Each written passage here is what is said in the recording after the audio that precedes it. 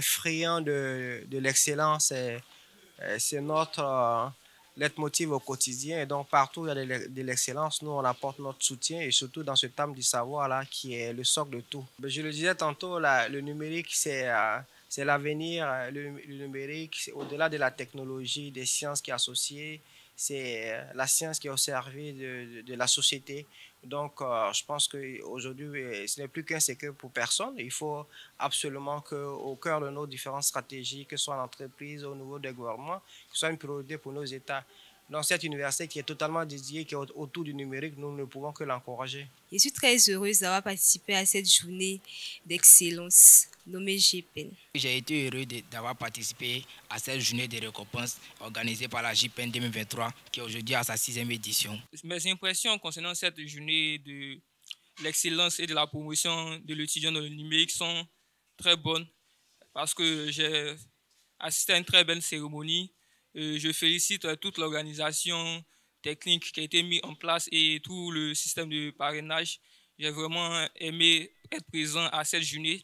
Ça m'a permis de me rendre compte de tout ce qui se fait dans notre université et qu'il y a de belles choses, de belles innovations qui sont mises en œuvre. Le conseil que je peux donner à tous mes camarades qui me suivent, c'est d'étudier en communauté. Parce qu'il faut dire qu'avec les communautés, on apprend mieux et puis aussi, nous avons de l'assistance et des formations. Donc, je dirais à mes camarades de s'approcher des communautés pour mieux apprendre. Le message que j'aimerais lancer à l'endroit de mes amis étudiants, ce n'est pas parce que nous sommes à l'Université virtuelle de Côte d'Ivoire que nous devons rester isolés.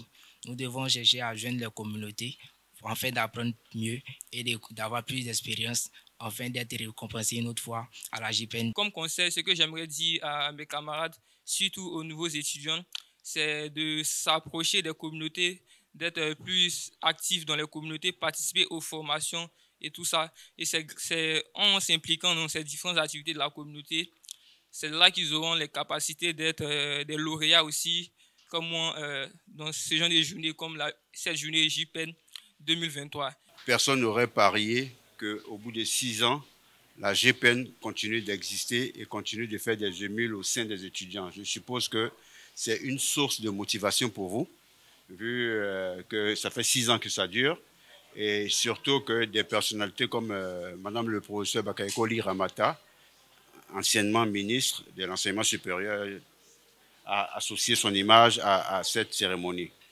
Je ne peux que vous encourager, tout simplement parce que, comme je disais tantôt, les personnes à la tête de votre institution sont des personnes de qualité, des personnes qui sont prêtes à innover, à se remettre en cause pour le bien-être de leurs étudiants. Tout à l'heure, le président de l'université disait que vous êtes 15 000 maintenant. Personne n'aurait parié cela parce qu'en 2016, lorsque nous étions aux affaires au ministère de l'Enseignement supérieur, on n'avait orienté que 3 000 étudiants. Et les 3 000 étudiants se trouvaient perdus. Et aujourd'hui, ça a été multiplié par 5, c'est-à-dire que vous êtes une bonne cuvée et que je pense que le taux d'employabilité au niveau de l'UVCI est très, très intéressant. Donc, ça fait que les étudiants ne sont plus très réticents à venir s'inscrire à l'UVCI. Je ne peux donc que vous encourager parce que c'est à force d'encouragement qu'on arrive à faire de bonnes choses. Et je ne peux que vous féliciter parce qu'au départ, comme je disais, le pari n'était pas gagné. Mais au vu aussi de tout ce qui se passe, on peut dire que vous avez hissé haut les couleurs, sinon la renommée de UVCI.